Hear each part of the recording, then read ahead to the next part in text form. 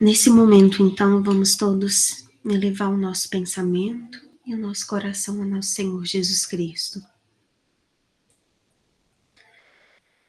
Vamos limpar a nossa mente de todos os pensamentos, as preocupações, de todas as coisas que vêm nos inquietando durante a semana. Vamos pedir para que, nessas horas de estudo, Deus preencha nossos pensamentos apenas com tranquilidade, paz e coisas boas. Vamos agradecer por mais uma semana que estivemos firmes, apesar de todas as tribulações, conseguimos vencê-las e estamos aqui. Peçamos resiliência para que consigamos continuar a vencer todos os obstáculos que a vida nos impõe a partir de agora. Vamos pedir proteção e paz para todos os nossos amigos, família, todas as pessoas que estão presentes no nosso dia a dia, em nossos trabalhos, nossos estudos, nossas vidas. Peçamos proteção de Deus para todas elas e também para nós. Que assim seja. Que assim seja, Senhor. Amém. Obrigado, Amanda.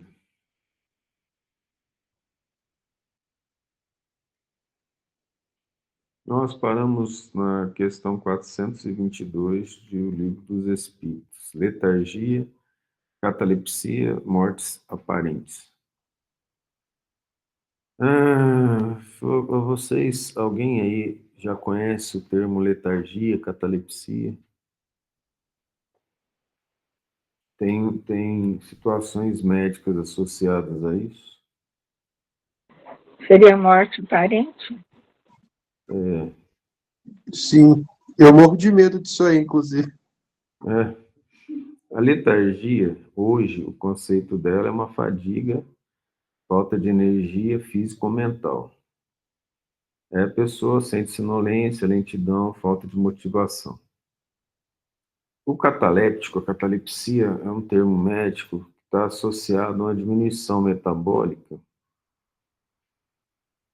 que o indivíduo chega a bater, o coração bate 1, 2 vezes por minuto e ele respira numa frequência tão baixa que é difícil perceber que ele está respirando. É uma doença muito rara, ela gera rigidez nos membros, não tem contração e o corpo inteiro entra em inatividade. Não tem uma explicação sobre isso, considera-se ser genética. Aí são os biólogos que entram para explicar isso em termos de evolução. Porque como os ursos hibernam, o urso é um falso hibernante.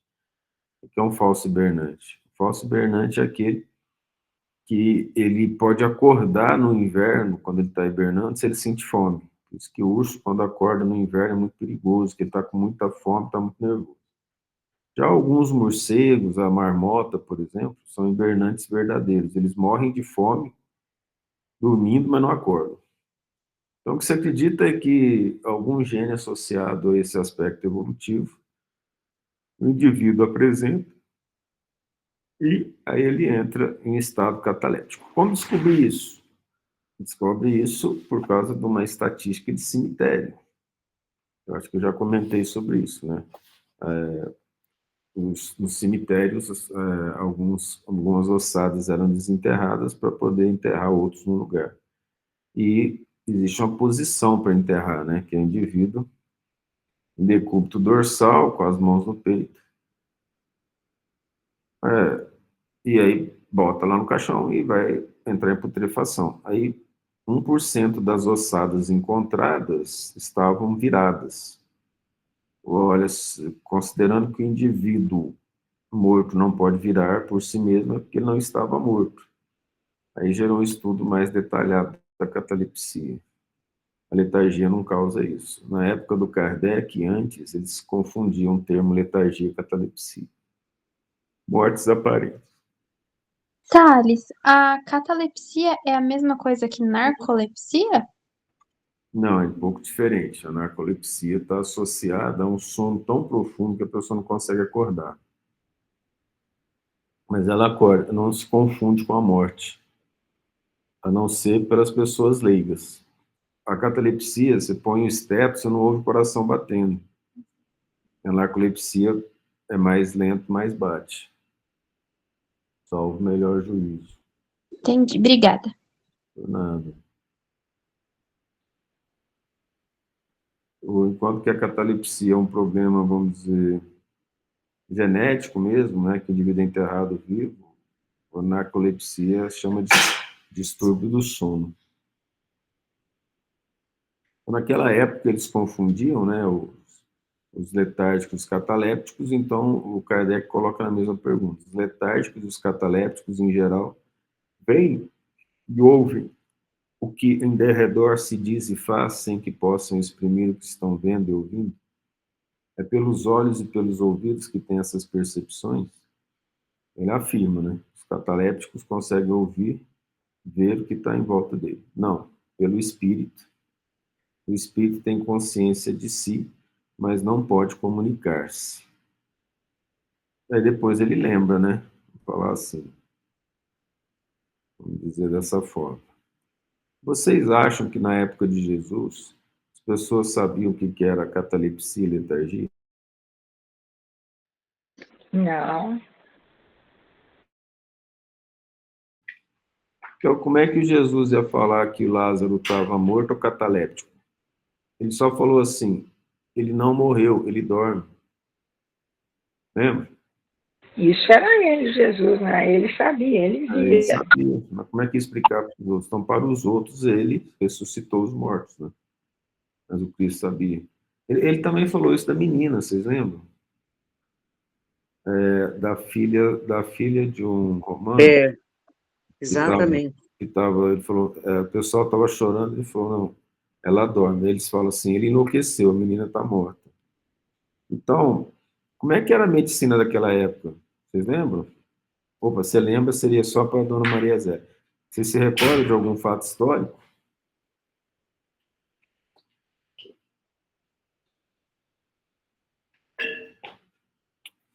Muito obrigado. Se puder falar um de cada vez, para variar. Como é que era a medicina na época da... Eu não lembro. O que eles faziam a medicina na época? Nós estamos lá no ano zero, aproximadamente, né? Como é que era a medicina naquela época? Eu vou dar uma ideia. Ela falou assim, não tinha anestesia. A anestesia era vinho e uns homens fortes segurando, né?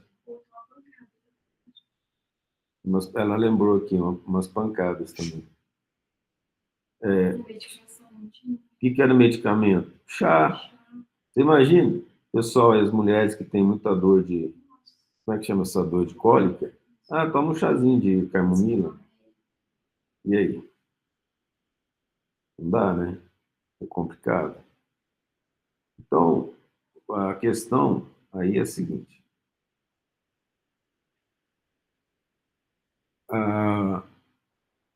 Eles não tinham noção das doenças em geral. Sabia da doença que se manifestava. Vocês acham que naquela época tinha noção de doença mental que não fosse um indivíduo já completamente doido mesmo? Vocês compreendem? E a maior parte devia ser diagnosticado como possuído pelo demônio nesses casos, né? Inclusive tem narração de que eu estou com um problema. Só um pouquinho, pessoal. Eu tenho que desligar, peraí. Está muito forte. Daqui a pouco eu volto. É porque deu um problema aqui, eu vou usar o tablet para poder passar umas coisas. Então, veja bem. Bruno, tem uns estudos que mostram, acho que a gente mostrou para você, não sei se o Manuel mostrou no outro estudo, que é o indivíduo sofrendo um processo de penetração ouviu falar? Era feito um buraco na cabeça dos indivíduos, né? Um buraco no crânio, né? Então, é uma espécie de fenestração. Lobotomia? Não, lobotomia é outra coisa. Era um buraco mesmo que eles faziam como um instrumento pontudo para tirar que o indivíduo tinha dor de cabeça. Aí eles acreditam que seja porque ele era louco, tinha dor de cabeça, e aí eles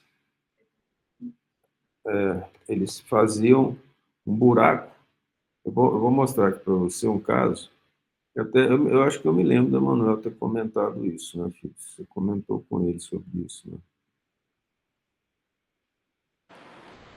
Eu acho que quem comentava mais isso era o senhor, em outros estudos. Vocês estão vendo aqui, ó, as imagens? Não. Agora não apareceu, não? Não. Não está apresentando, papai. Não tá, não compartilhei. Ah, tá.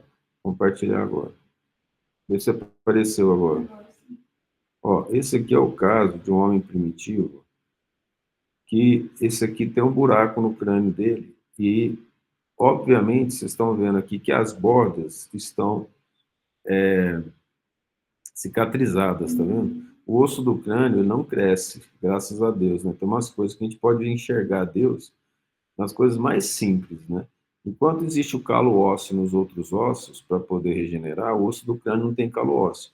E se tivesse calo ósseo, o calo ia crescer em direção ao cérebro, apertar o cérebro e a gente ia sofrer as consequências.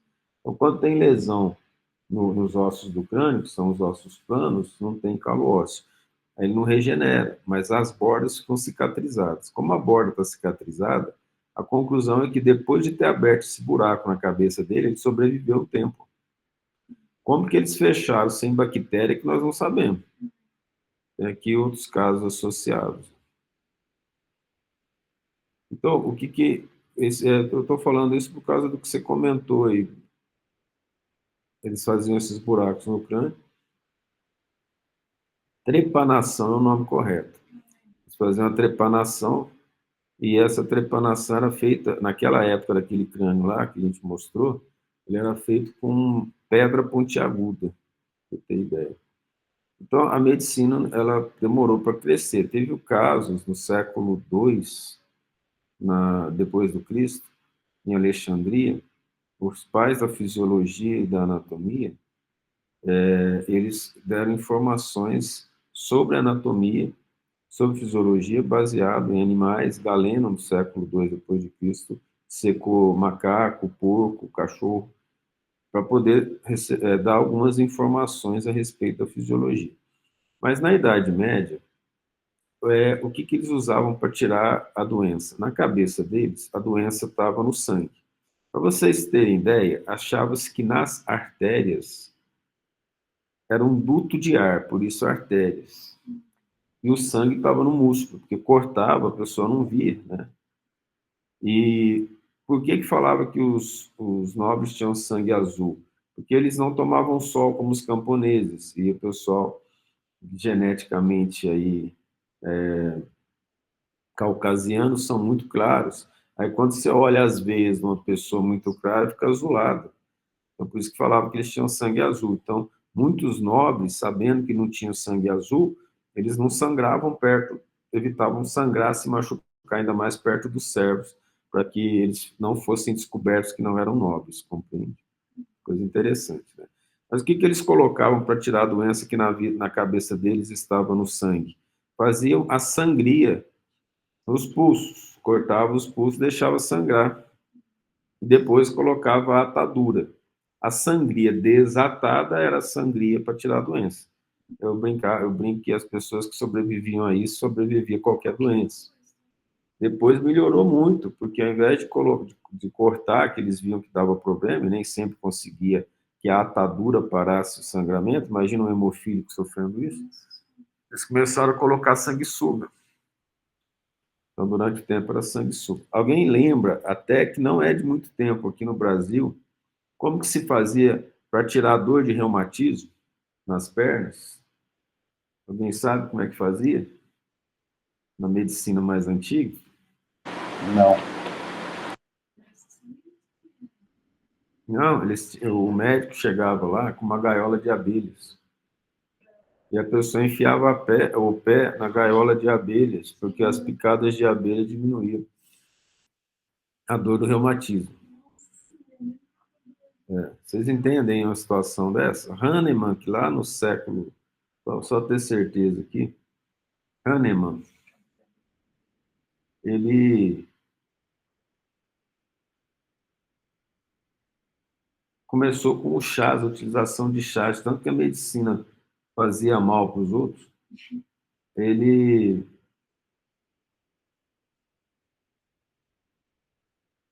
começou a fazer sobre o chás, né? Da homeopatia, Samuel Hahnemann. Samuel Hahnemann, ele era alemão e ele viveu no século XVIII. E a história de Hahnemann é interessante, porque ele sentiu que precisava ajudar as pessoas, se tornou médico, botava medicamentos em potinhos na carroça e ia dar para as pessoas esses medicamentos. Ele passava nas vilas medicando, para evitar os atos mais grosseiros da medicina antiga, né, daquela época. E aí ele percebeu que as pessoas estavam melhorando e ele estava fazendo sucesso. Aí ele chegou à conclusão que era porque os medicamentos eram agitados na carroça que ia passando nos buracos. E daí começou a questão da sucção, das batidas da homeopatia. Só que nós espíritas sabemos que a água pode ser fluidificada, e o Hahnemann tem até lição dele no Evangelho segundo o Espiritismo. Era um espírito evoluído, então provavelmente a capacidade de cura dele passava para os medicamentos. Então, quão bom é um remédio homeopático? Quanto melhor for a pessoa que preparar para você. Quanto maior a quantidade de amor, de carinho, de energia, de fluidos para poder ajudar. Tudo bem, nós estamos falando da medicina antiga para entender o que nisso aí? Como que o Cristo ia falar para os outros? Falar assim, olha, o Lázaro e a menina são cataléticos. O pessoal achava que ele estava morto. Daí falar que é milagre ressuscitar os mortos. Morreu e o espírito saiu do corpo, não tem retorno, segundo os estudos espíritas e segundo as informações do Allan Kardec, e eu acredito nele. E essa é uma questão de crença, a não ser que a gente faça o experimento por nós mesmos, né? E aí é complicado. Como é que vamos fazer experimento com catalético? Compreende?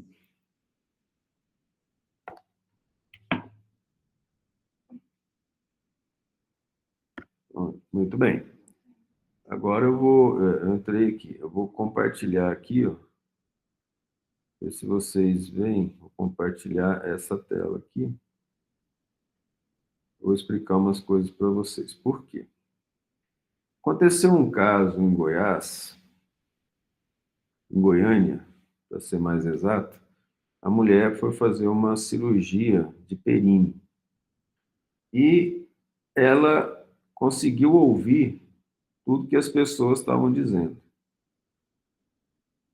E ali os médicos fizeram piada enquanto ela estava na sala de cirurgia. Ela levantou muito nervosa, que ela estava ouvindo tudo, entrou na justiça.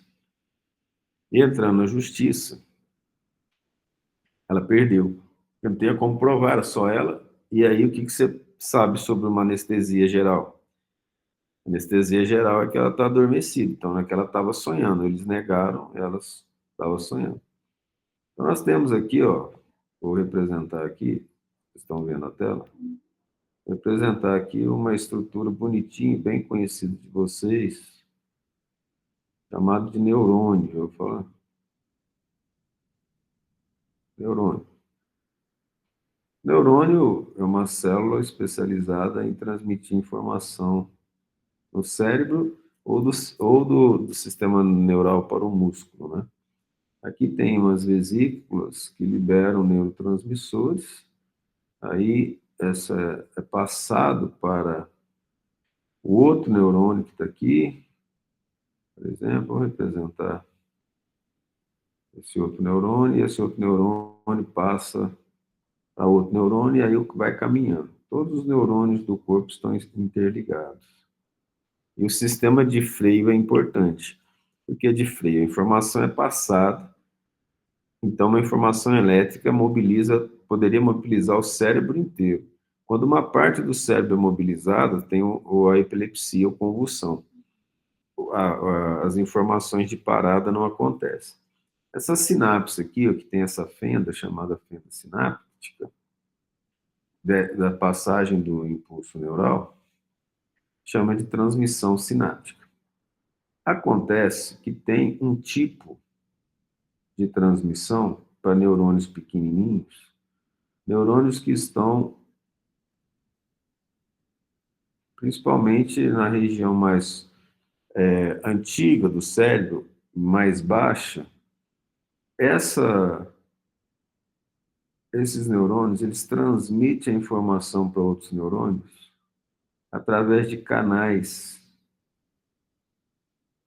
que passam a informação direto, sem ter esse intervalo de 1 a 2 milissegundos. 1 a 2 milissegundos significa 10 a menos 3 segundos.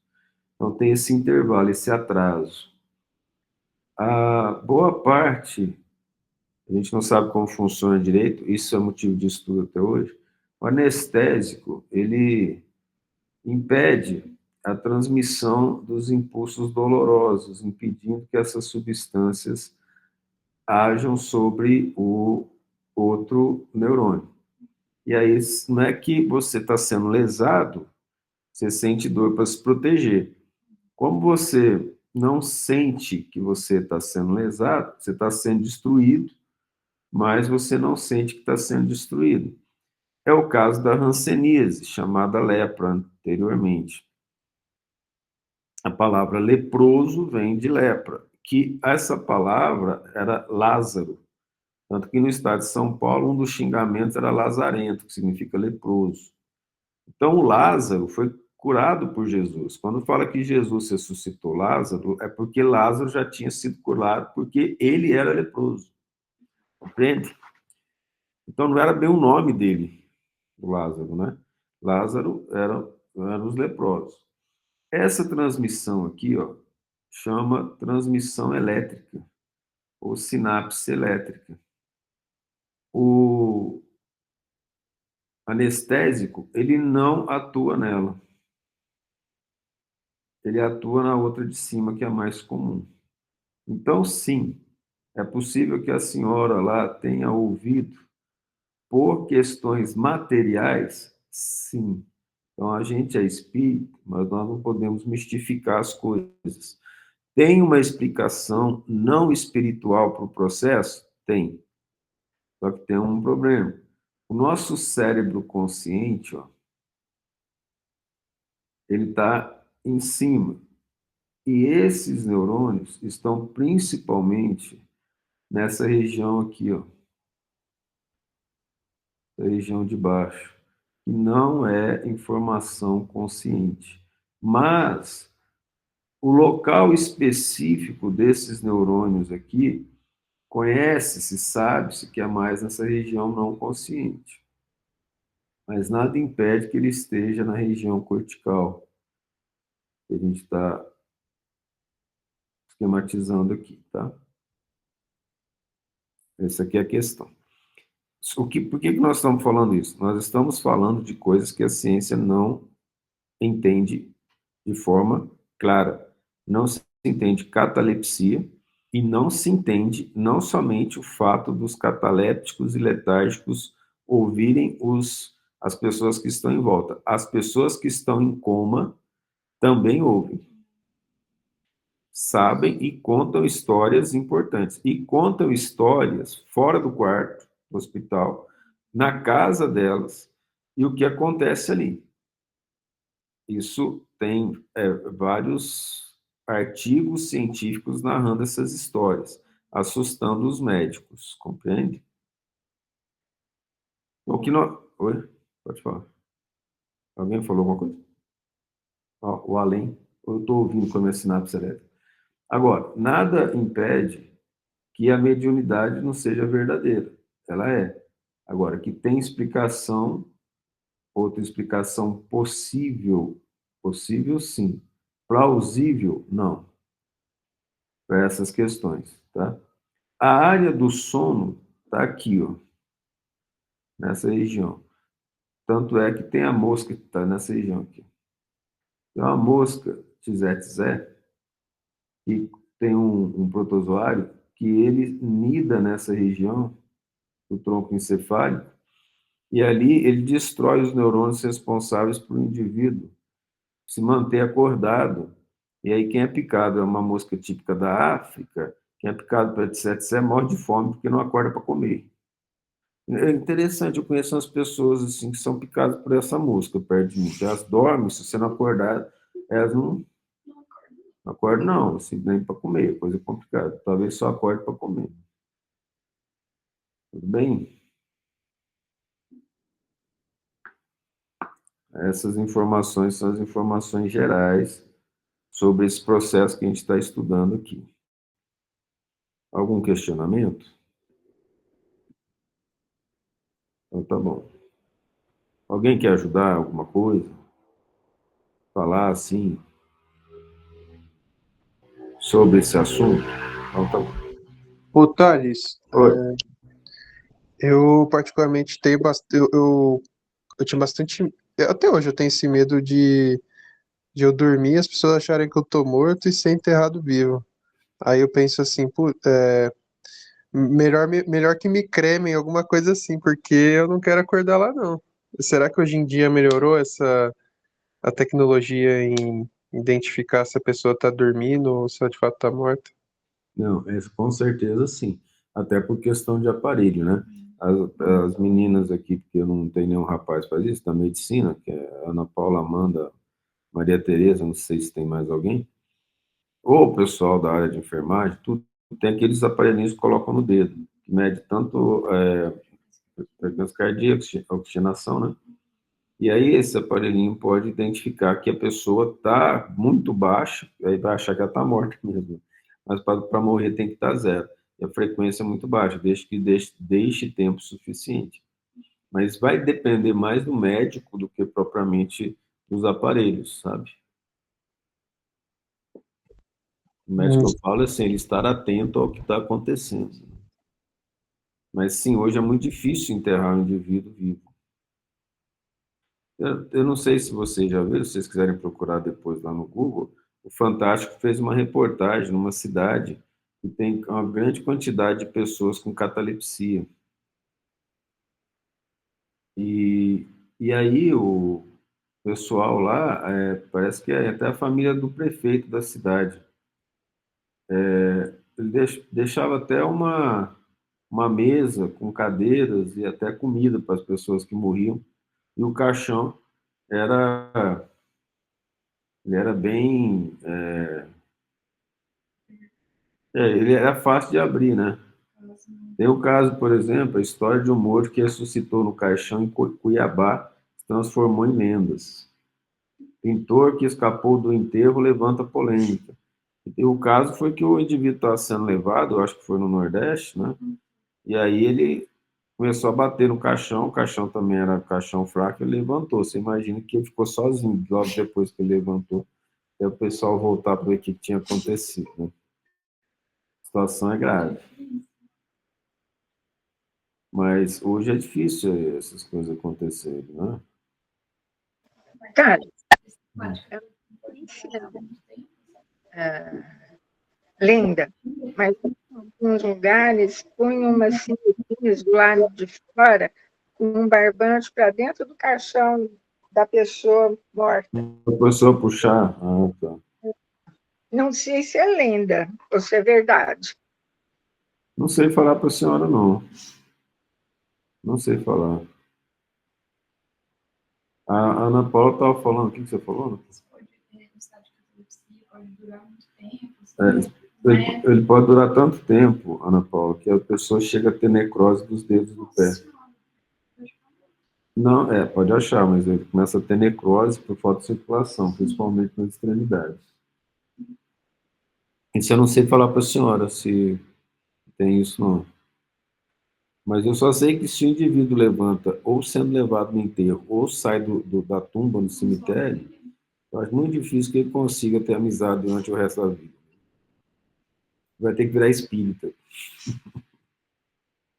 Então tá bom. Agora, peraí que eu tenho que ver. Eu estou com uma tela só, eu não sei quem levantou a mão, já pode falar. Fala isso. Thales, então o caso de Lázaro e da menina, entendendo agora, não foi um milagre, foi uma questão de conhecimento de Jesus? Conhecimento, mas é porque eu não sei se vocês lembram, o Allan Kardec ele tem um texto sobre milagres na Gênesis. Ele fala que não existe milagre, não pode haver milagre. Tudo é lei da natureza. Então, tudo que ele fez foi de conhecimento de causas naturais que a gente não sabe. Por quê? Porque Deus, sendo perfeito, ele não pode quebrar a lei que ele mesmo criou. Então, ele não seria perfeito, que ele teria que arrumar. Esse é o raciocínio lógico do Kardec. Olha, se Deus sabe de tudo e não podia arrumar, tudo que foi feito não é milagre, é apenas a utilização de conhecimento que nós não temos. Entende? Então, o que nós chamamos de milagre, o que é milagre? É a quebra da lei da natureza. Então, Kardec afirma, não pode haver, porque quem fez a lei da natureza foi Deus. O que o Cristo fez foi mostrar um conhecimento e um poder que nós não temos e desconhecemos. Aí o Kardec usa um exemplo, assim, há 100 anos atrás, ninguém acreditaria que poderia se transmitir uma informação tão rápida, né, quanto a velocidade, que era o telégrafo da época dele. Ele até faz uma piada assim, há 100 anos atrás, só poderiam achar que era coisa do diabo, porque até aquele momento só o diabo era tão rápido assim. Eu fiquei rindo quando li isso, que eu achei um bom humor muito legal. O Kardec falando isso. Agora, imagina hoje, né? Imagina que nós chegássemos para uma pessoa, não precisa ser de muito tempo atrás, não, né? Uma pessoa de uma geração atrás, ou duas gerações, a geração de 1950, com celular, em que você troca as informações em tempo real em qualquer lugar do mundo. Naquela época era máquina de datilografia, se tinha curso, quem tinha o curso de datilografia conseguia emprego mais rápido, melhor. Salvo melhor engano, as pessoas mais antigas podem dizer se estou certo ou errado, atestar ou contestar. E a carta era mandada por correio e era de 15 dias, 1 mês a 2 meses para as cartas chegarem. Não é muito tempo, não. Eu tinha 12 anos. Eu esperava a carta, a gente mudou de Piuí para Aguaí. E eu me correspondia com os amigos e amigas. E algumas vezes a carta demorava, porque o correio atrasava, eles perdiam a carta. Era uma coisa complexa. Até buscar uma carta aqui para o lugar errado, vocês imaginam. E Pinhuí, aí a Amanda pode interferir se ela quiser, é escrito assim, P-I-U-M de Maria H-I. Algo impossível na língua portuguesa. Aí se você manda uma coisa dessa, a pessoa bate o olho e fala assim, Piauí, essa carta demora 1 ano para voltar. Detalhe, Thales, em certas placas de carro, tem aqui Piuí com Y no final. Nossa. Na minha carteira de motorista, por exemplo, está escrito P-I-U-I. Piuí. Piuí.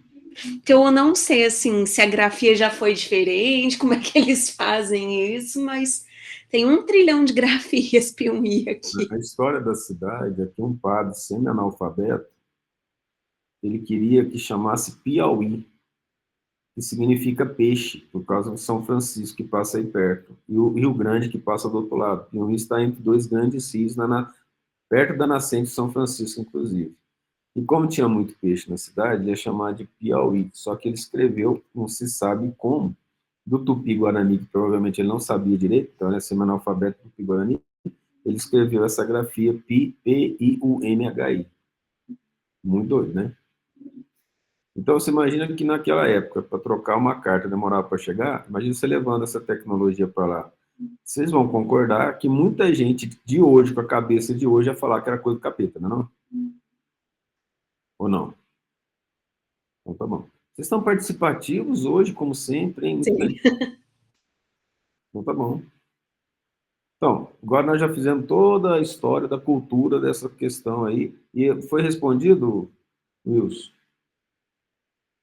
Pergunta? Sim, sim, Thales, foi sim. É mais uma descoberta aí, né? E aí, lembrando que nós um dia chegaremos a essa situação. Mas a bondade de Deus é tão grande que se nós só aumentamos o nosso poder pela evolução moral, não só pela intelectual. Porque pela intelectual, o indivíduo não ganha poder sobre as coisas da natureza, a não ser até um certo ponto. Para ganhar poder sobre as coisas da natureza, requer uma vontade firme que faz com que ele cresça moralmente. É muito importante. Ou seja, ninguém que possa fazer muito mal aos outros tem poder suficiente para fazer. E se tiver, e a pessoa não merecer, imediatamente ele é bloqueado. Ele não faz mal para os outros. A pessoa que não merece receber. Tá? Por quê? Pergunta Kardec. Porque a isso se opõe o estado do corpo. E esse estado especial dos órgãos nos prova que no homem há alguma coisa mais do que o corpo, pois que, então, o corpo já não funciona, e, no entanto, o espírito se mostra ativo. Então, aqui nós vamos ver outra análise bem clara, científica ou positiva, como Kardec gostava de dizer. Se o corpo não está funcionando, o indivíduo é dado como morto, os órgãos não estão funcionando, os órgãos dos sentidos, que são órgãos do corpo, também não. O indivíduo acorda e conta coisas que ele lembra, isso mostra que há no corpo algo além do próprio corpo, além da matéria, que é a alma. Compreenderam o raciocínio? Tá bom. Na letargia, pode o espírito separar-se inteiramente do corpo, de modo a imprimir-lhe todas as aparências da morte e voltar depois a habitá-lo?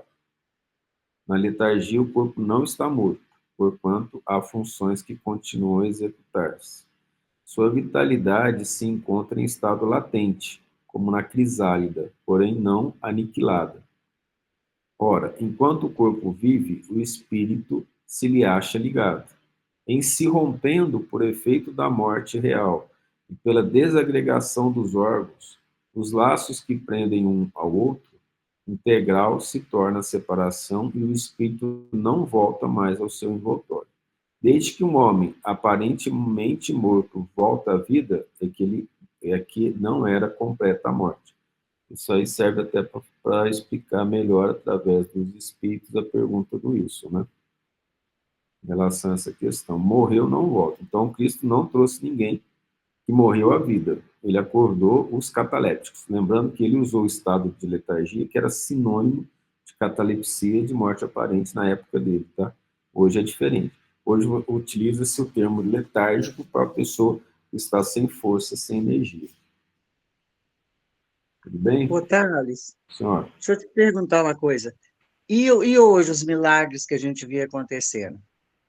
Nós não temos Jesus fisicamente aqui com a gente, né? Mas como é que explica isso? Eu acho que é a nossa fé, não é? Nós temos a parte também do livro dos médiuns, chamado sobre cura, que vai mostrar que, primeiro, o médium ele não atua sozinho, ele vai atuar com o auxílio dos espíritos. Segundo, ele apresenta a característica física que Jesus tinha para poder lançar em direção à pessoa que está sendo curada a energia, o ectoplasma necessário para a cura. A questão é que o Cristo podia fazer isso sozinho, porque ele conhecia e sabia tudo. Os espíritos que curam, os encarnados que curam, fazem isso por intermédio dos espíritos superiores, que conhecem essas causas e utilizam da energia do médium para fazer. Quanto maior a fé do indivíduo que cura, maior a capacidade de cura dele. E também tem a ver com a quantidade de fluido de ectoplasma que ele emite. Obrigado, Thales. Nós temos o caso do José de Arigó, que fazia cirurgias. Ele não curava diretamente, ele fazia cirurgias, mas ele emitia um ectoplasma em tamanha quantidade que ele fazia com que as pessoas ficassem anestesiadas, mimetizando o processo anestésico, né? As pessoas contam que sentiam cheiro de anestésico lá.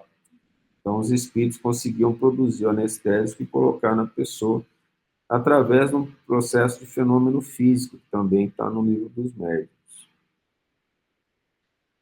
Ok? Obrigada. Meu pai teve a visita do Zé Arigó e foi curado, através dele, né? Lógico. Sim. Ele foi instrumento na época.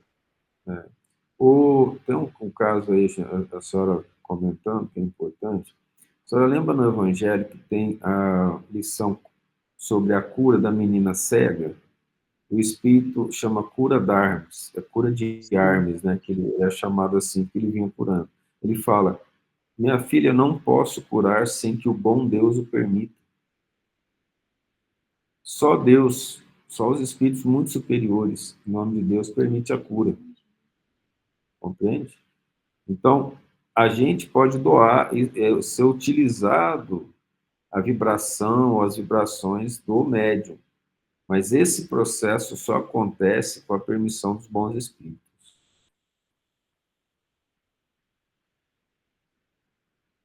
Então, tá bom.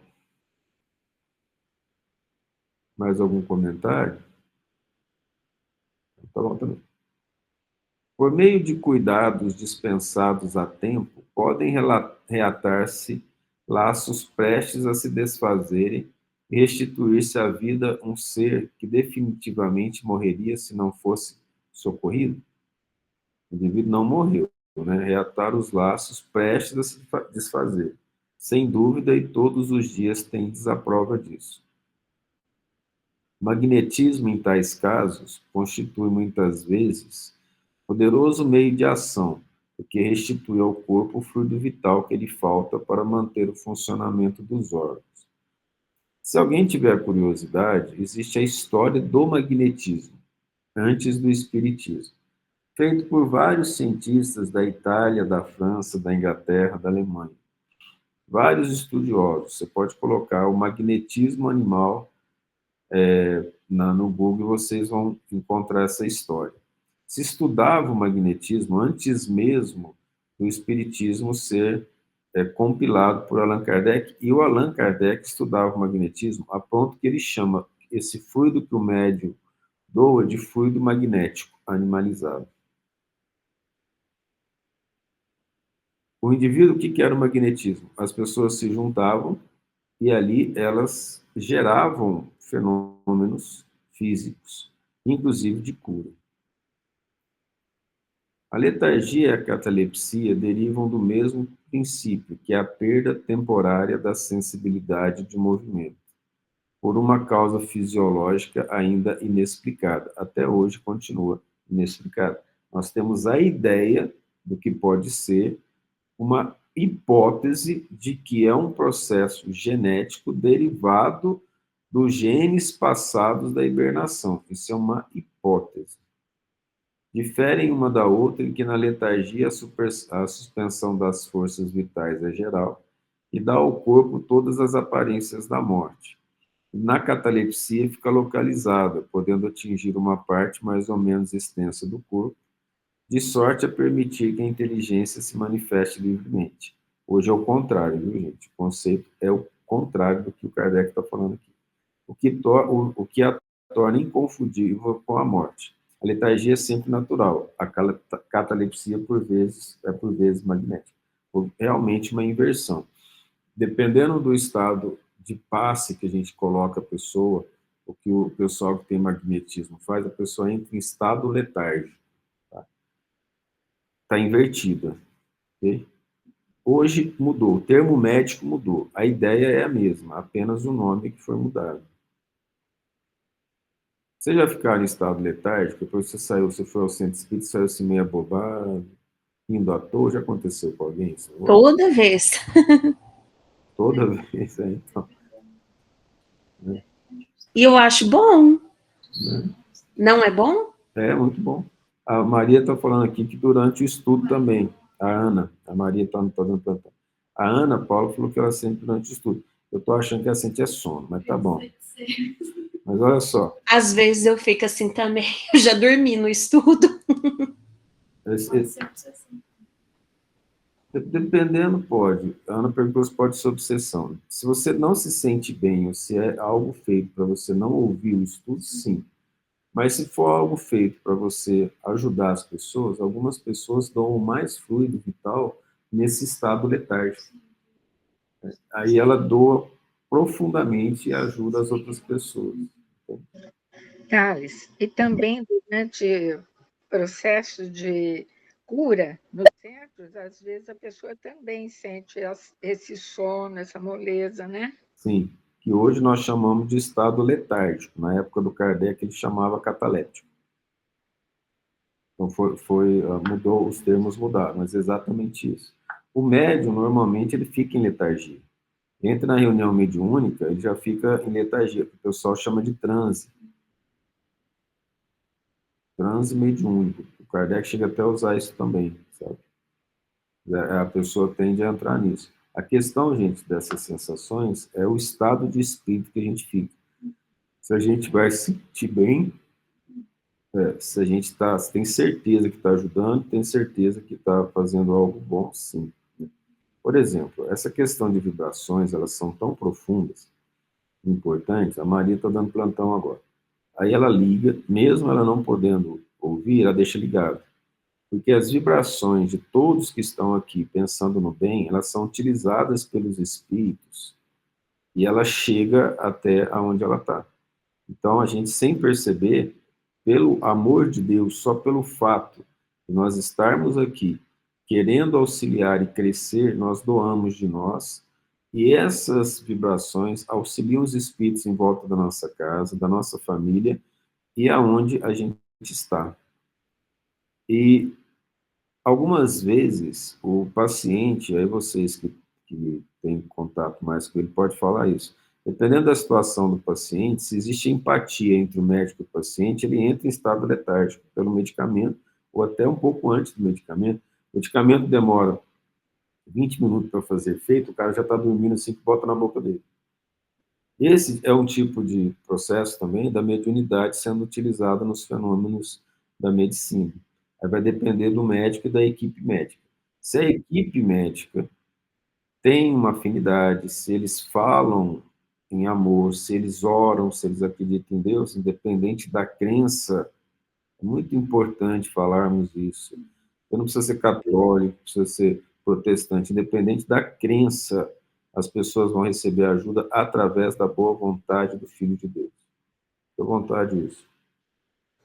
Ô, Thales, a Ana fala que de um tempo para cá, né, através dos estudos, ela começou a orar, né, nos quartos que ela entra, que começa o plantão, né?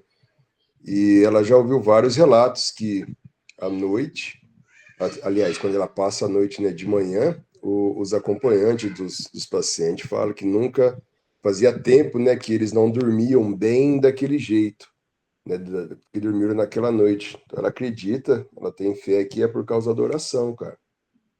Pode ter certeza. Você lembra da nossa conversa do domingo passado, no último estudo?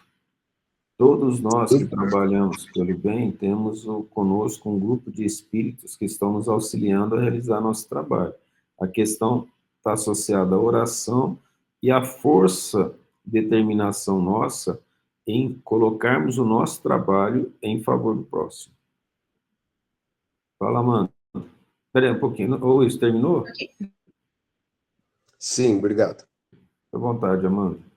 Depois Acho dá que uma tem muito a entrevista. ver essa questão dos pacientes com doenças da alma, porque tem a questão de que a espiritualidade como um todo, ela auxilia na cura das doenças e no fortalecimento do sistema imunológico para o paciente se recuperar. Então, assim, uma boa noite de sono dormida já, assim, fisiologicamente diminui a quantidade do hormônio do estresse, e esse hormônio do estresse, no caso, que inflama o corpo, deixa assim, mais difícil do paciente se recuperar, isso tudo tem a ver. Agora eu lembrei de uma coisa que aconteceu comigo no ambulatório, uma paciente, ela estava, na verdade não era nem paciente, era uma pessoa que trabalha comigo. tava com uma lesão de pele e tal. Aí eu falei que olha que ela falou, já usei isso e tal. Aí eu falei, nossa, vou procurar aqui direitinho o que eu vou usar, né? E aí amanhã eu já te passo uma coisa.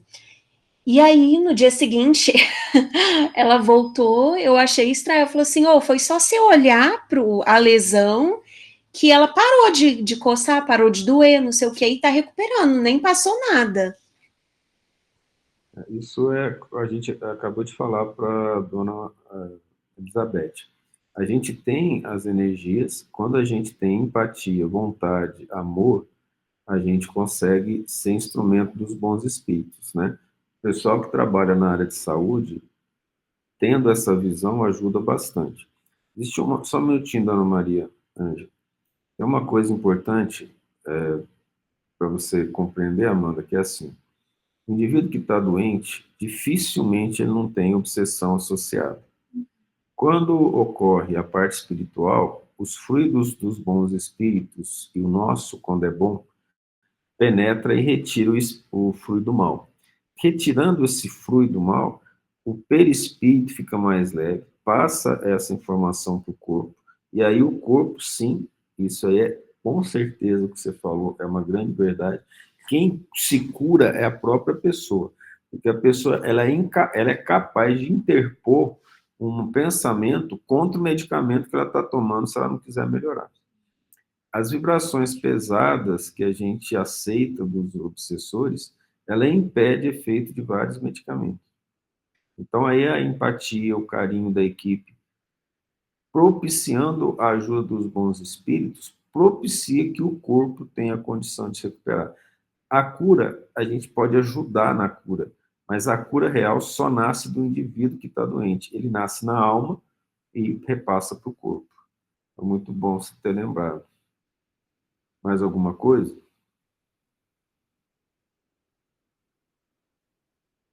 Então, tá bom. Dona Maria Ângela, fique à vontade. Oi? Dona Maria Ângela, Eu esqueci de de baixar? Eu uma vez estava assistindo acho que é um podcast, não sei como é que chama essas coisas. É um médico, se não me engano, ele é do Paraná ou de Santa Catarina, é lá do Sul. E ele teve uma paciente, e ele é muito religioso, esse médico. E ele disse que ele fez uma cirurgia numa paciente, depois que ela voltou, tudo, ela perguntou para ele se ela podia falar uma coisa, que se ele não ia achar que ela era louca, alguma coisa nesse sentido. Ele falou, não, pode falar. Ela disse que durante toda a cirurgia, quando ela estava acordada, que ela via do lado dele, ela descreveu como se fosse um anjo. Eu acho que era um espírito de luz, né? Cuidando, e viu outras entidades ali. Então, essa parte que você falou, que o médico, a fé do médico também é importante, né, Thales? A religiosidade dele, porque ele, na verdade, também está sendo instrumento de Deus, né? E se ele tiver essa fé, eu acho que ele ainda amplia mais essa condição. Sem dúvida. Toda pessoa que reencarna, ela reencarna para trabalhar para Jesus. Se ela reencarna e trabalha com a saúde, ela tem condições de ser um arauto da vontade de Deus para auxiliar os doentes. A tendência é que todos melhorem. Há aqueles que não vão receber. O próprio Cristo teve aqui, teve gente que não aceitou o Cristo, logo não aceitou a cura espiritual, né? Mas o trabalho do bem, feito com amor, independente da religião, ele auxilia muito o processo de ajuda dos espíritos. A equipe médica espiritual é gigante. Elas tendem a auxiliar sempre. Daí a importância de todo profissional, mas no caso da medicina talvez seja mais importante, porque a todo instante está recebendo paciente com tendências suicidas, com estados mentais abalados, causando transtornos corporais, a oração e a fé. A importância de entrar para trabalhar com seriedade, despreocupado com as coisas associadas à terra, à vaidade, ao mundo, mas ali com a humildade de fazer o trabalho de Jesus. Faz uma grande diferença. O estado de espírito do médico para a equipe que vai trabalhar com ele, para os pacientes que ele está recebendo. Eu acredito que vocês, todas que estão aqui, têm essa experiência, né? De quando a gente ora, quando trabalha com amor, a gente consegue ajudar mais. Acho que a Maria Tereza, não sei se ela continua aqui, se ela não estiver atendendo, pode dar a opinião dela sobre isso, que é importante. E até hoje ela entrega, toda vez que ela entrega o papelzinho da Bíblia, né? Os pacientes, e ela tem percebido, desde quando ela começou a entregar esse papelzinho, aquelas mensagens que eu mando para vocês, né? E agora faz tempo que eu não mando, né? A gente acaba escrevendo, a gente imprime, corta, ela leva e entrega. Ela percebeu melhora imediata de vários pacientes de problemas de saúde mental. Só dele pegar o papelzinho, aquilo lá é um chamamento hipnótico para Deus. Só de falar a palavra Jesus, Deus, os obsessores são removidos, são retirados ou são atenuados. Alguns, a situação é tão grave que o obsessor não pode ser retirado. Se o obsessor for retirado, o indivíduo encarnado morre. Tamanha a gravidade da situação. Nesses casos específicos, eles entram em estado letárgico e, interessantemente, muitos obsessores, quando se aplica um anestésico,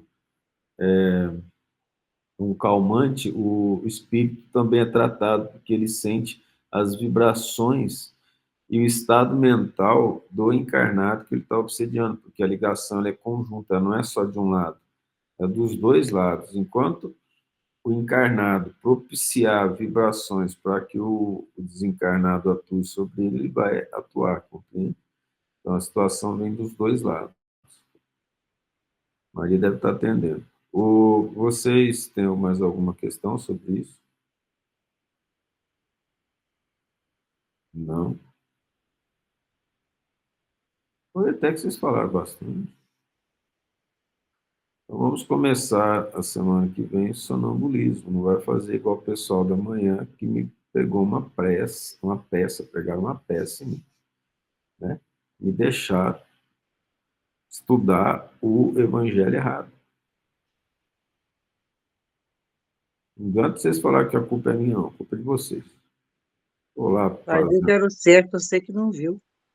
Não, pior você não sabe. Eu fiz o evangelho errado e percebi. Eu mesmo percebi, ninguém percebeu quando acabou o estudo. Foi maravilhoso. Então, assim, eu estou entrando em Mas demência. foi certo, então. Era para ser ele de novo.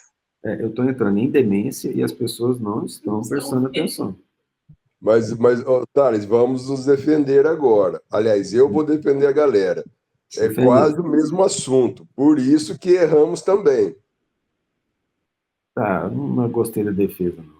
Na verdade, eu acho Memantina, que Thales, os memantina. espíritos queriam que a gente fizesse esse, por isso. Nossa, Boa. cara, Também acho, viu? agora eu tenho que ficar quieto. Ninguém errou. Foram os espíritos que erraram. Bota a culpa neles que não estão aqui para se defender. Brincadeira, brincadeira. Mas tá bom. Então, nós vamos... Memantina. Oi? Toma memantina, Thales. Isso aí é para eu pagar minha língua, que o pessoal perguntava aos alunos, professor, o que é bom para memória? Eu, memorizar. Quanto mais você memoriza, mais você tem uma boa memória. Vitamina B12, memantina Obrigado. e alecrim. É verdade. Tá? Está entrando nas plantas medicinais. Uhum. Pessoal, a gente vai começar para a outra parte. Vamos dar os nossos 10 minutinhos, pode ser? No nosso retorno aqui, se for possível, a dona Beth pode fazer a oração inicial para terminar esse, começar outro, daqui os 10 minutinhos, dona Beth.